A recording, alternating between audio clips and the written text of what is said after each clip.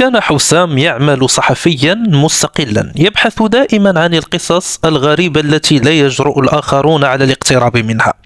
وفي إحدى الليالي تلقى رسالة مجهولة المصدر، رسالة قصيرة جدا لكنها كانت كافية لتثير فضوله: اذهب إلى قرية الهدوء وستعرف لماذا لا يعيش فيها أحد بعد الغروب.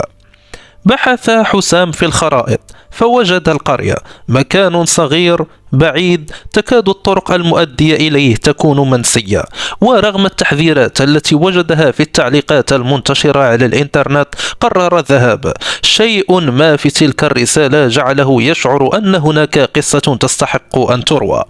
وصل حسام إلى القرية قبل المغرب بقليل. كانت القرية جميلة بطريقة غريبة، منازل بسيطة، أبواب خشبية قديمة، أشجار تحيط بالأماكن، وهدوء لا يشبه أي هدوء آخر، هدوء يجعلك تشعر أن الهواء نفسه يراقبك. عندما بدأ الضوء يختفي شيئا فشيئا لاحظ حسام أمرا غريبا: السكان يتحركون بسرعة، يغلقون الأبواب بإحكام، يجرون نحو المنازل وكأن شيئا مرعبا على وشك الحدوث. سيدة مسنة نظرت إليه بخوف وصرخت: يجب أن تغادر الآن، لا أحد يبقى في الخارج بعد الغروب.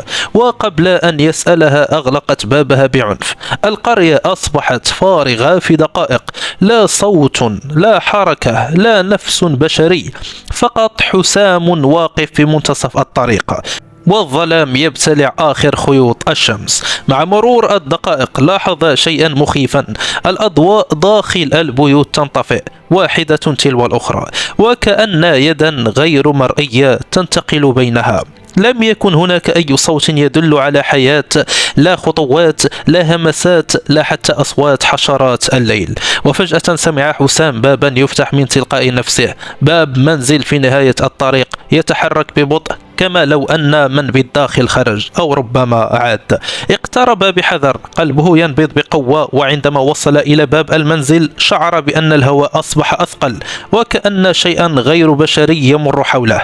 نظر داخل المنزل ولم يجد أحدا، لكن على الطاولة أمامه مباشرة وجد شيئا جعل الدم يتجمد في عروقه.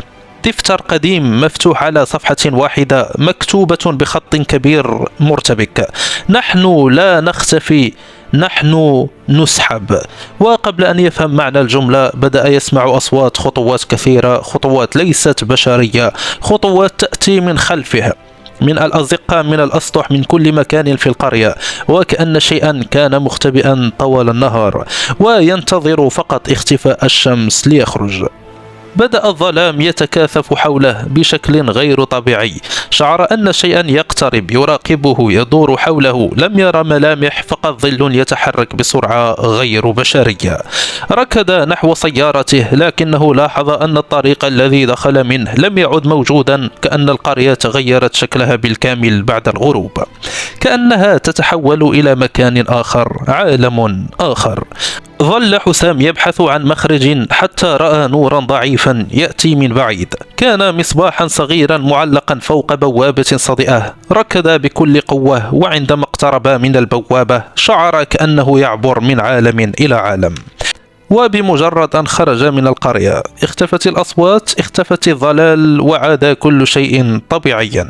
في اليوم التالي عاد إلى نفس الطريق الذي جاء منه، لكنه وجد شيئا لم يتوقعه.